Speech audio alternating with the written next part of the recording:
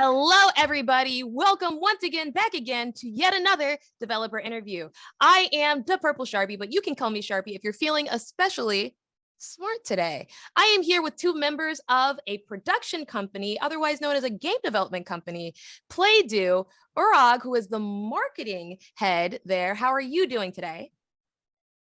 I'm good. How are you doing, Sharpie? I'm great. Thank you very much for asking. And I also have Moment over here, who is the developer over at Playdo. How are you doing, Moment? I'm good, Sharpie. How are you? I'm good. You all are both so kind. Thank you so much for asking about me. But I am actually here to ask you, and I want to take it over to you, Udga. How does this game, Lost Twins 2, actually play?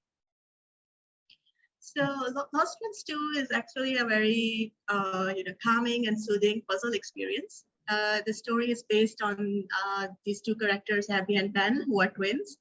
And they have been sucked into a magical world, and now they are trying to find their way back home. And it's you, the players, who have to help them to go back to their home. Awesome. Well, I think that we have an amazing trailer. We're going to go ahead and run. Let's roll the tapes.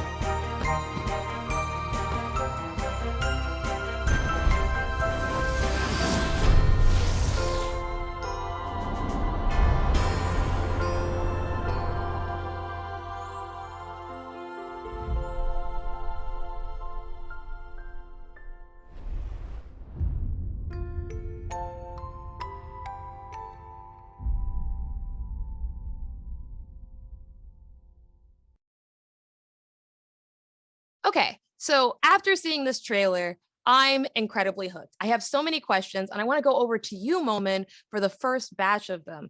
Obviously, I see that there's two children here. I believe their names are Abby and Ben, who are basically inside of this dreamland that appear to be guided by what appear to be a phoenix or a peacock, or specifically, I believe the specific term is a Chinese mythological bird by the name of a fenghuan, I believe, and they're basically guided into this dream landscape. Can you talk to me about where the inspiration from all of that came?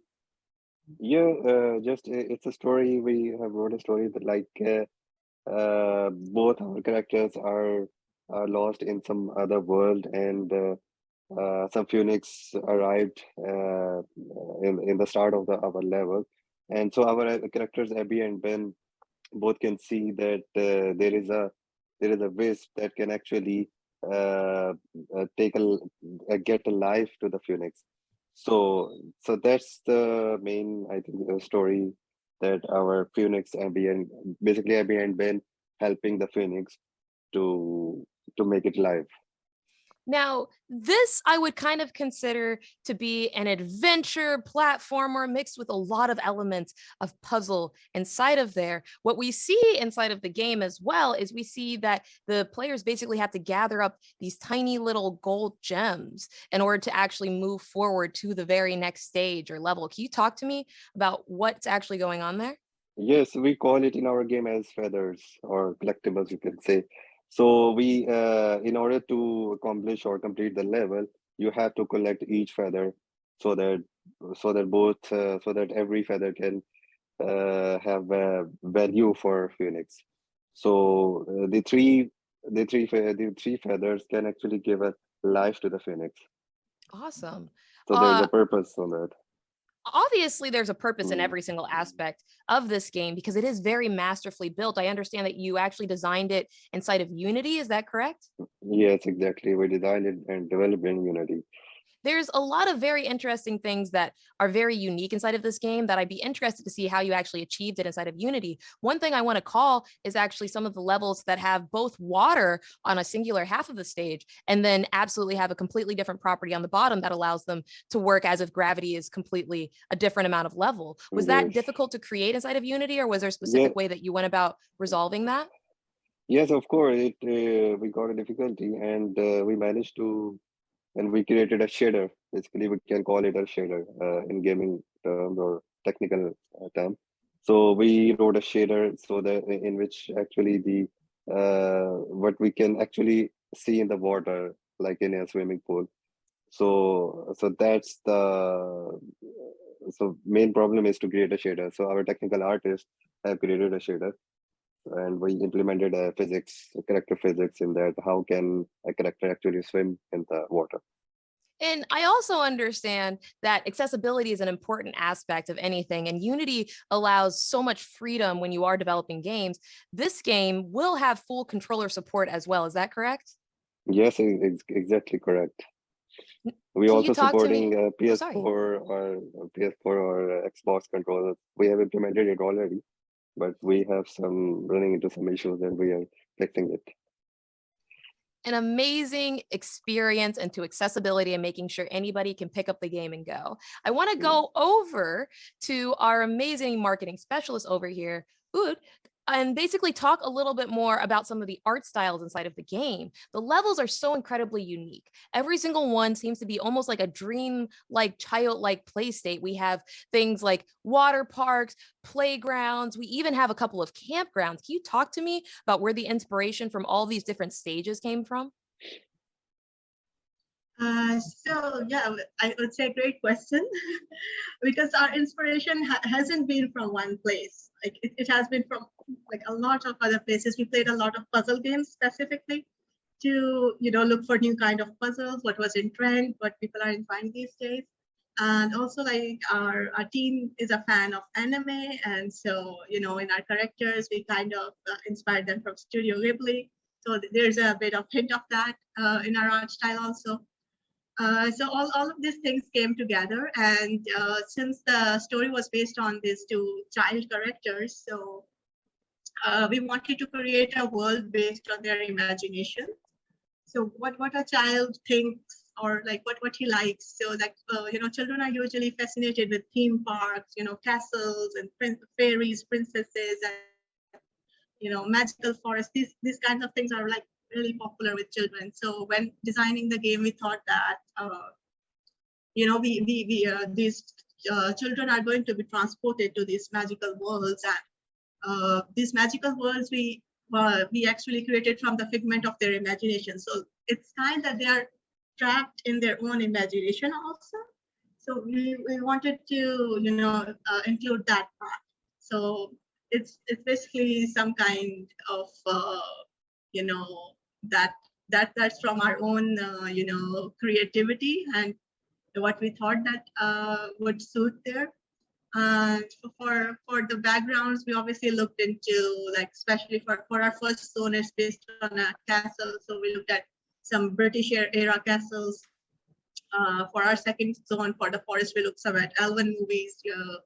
And yeah, we also had a look at Lord of the Rings. And for the third zone, we took inspiration from Disney theme parks, Nintendo World, and like Universal Studios, so all these kinds of theme parks, and how things look like, and what are visually appealing to children, and what a childlike world or imaginative world for children would look like. Now, I think it's really interesting because you specifically mentioned two things that are actually Japanese in origin: Nintendo World, which is based inside of Japan, as well as Studio Ghibli, which is a very well-known production artist-based studio inside of Japan. But I understand your studio is actually based inside of Pakistan. And I also understand your Pakistan doesn't always get the most representation, but this game is such a beautiful artistic masterpiece. It's able to compete with giants inside of the industry that otherwise you would never see coming from a country like Pakistan. Can you talk to me about more about what your studio's mission is and what you all are actually trying to achieve inside of this industry?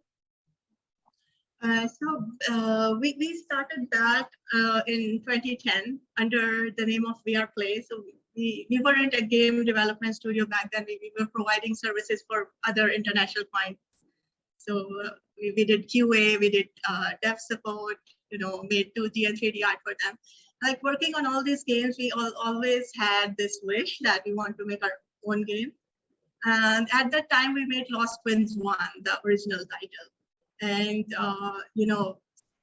like we had a small team. There was no marketing, nothing. And we just put it out on the mobile, Play Store. And after some time, we saw that it had over 1 million downloads and it has like a rating of 4.5. And we were like, okay, wow.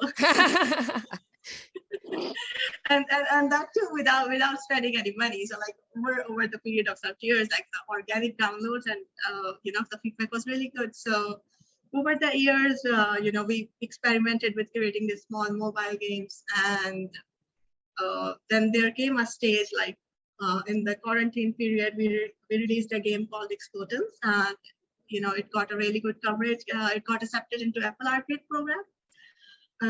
So that was really good for us. And from there, like we got faith in our team and we were like, okay, let's, start a separate brand as Playdew. So in the beginning, it was only like a brand name. And then we thought that, this team deserves their own separate space. So we incorporated a separate company and named it Playdew. And as a debut title, because, we made Lost Twins when we started our game development journey. So we wanted to start it with the same thing. So Lost Twins 2 was the idea that let's make a sequel and let's venture into something other than the mobile space. So our main focus was to test something with PC and consoles. So like PC has been our first platform for this, but we hope to move on to mobile and consoles with this title also. So yeah, that's pretty much what we want with this title. And obviously from Pakistan, we wanted to kind of showcase that, and the industry is kind of emerging here. So like give us some attention. Speaking of attention, you all have been great about bursting down doors and walls yourselves inside of this industry. As you know, as the head of marketing for this specific development team, you actually are responsible for posting on not only Twitter, but also on Facebook and Instagram. And you all have a website that you maintain.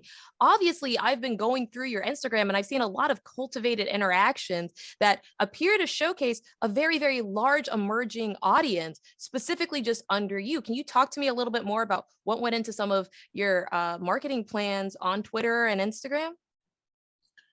So like being an indie and specifically being in Pakistan, we don't have much budget. Like our marketing budget, I would say, is zero. So the only options like I had was obviously social media and like these kinds of events. So that was our like the most focus. So sitting all day, looking at devs, what are they creating, what are our achievements, what looks beautiful, and just post updates to our audience that we have made this, but what do you think? Do you like this? And sometimes based on the feedback, we even changed a lot of things. We also conducted a playtest back in February.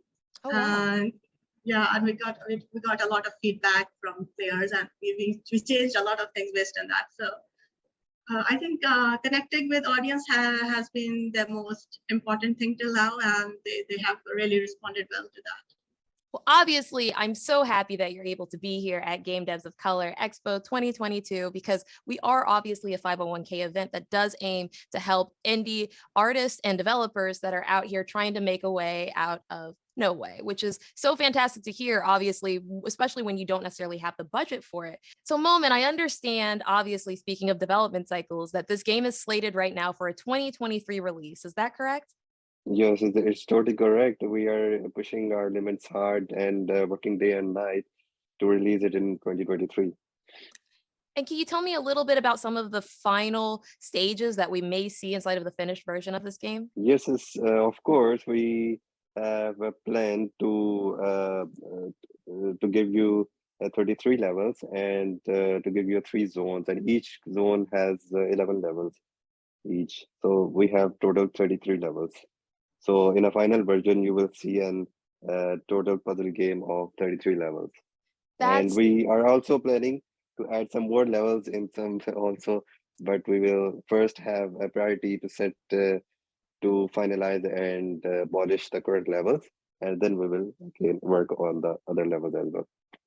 I'm so incredibly excited to see the Mm. finished version of this project because the demo version just had me literally wanting more. Well, unfortunately, you've come down to the final moments of the interview. So I'd like to thank you yet again, Momin, as well as you, Ud, for taking time today to talk about your brand new title, Lost Twins 2. I'm incredibly excited to see what Playdo Studios comes out with next. Thank you again. Thank you very much, Sharpie. It's really nice to talk to you as well. Thank you for having us. It was a fantastic experience and yet another amazing game developer interview here at Game Devs of Color Expo 2022. I'd love to remind all of our viewers and listeners that you can currently wishlist the game right now on Steam. And if you'd like to see even more about when this game will be coming out in 2023, you can follow the developers on their website, www.playdo.com, or you can go over to twitter.com/playD3 and then W. Go ahead and check them out. I'm a big fan and I am excited to see what they come out with next. Speaking of next, we have even more of Game Devs of Color Expo 2022 coming up.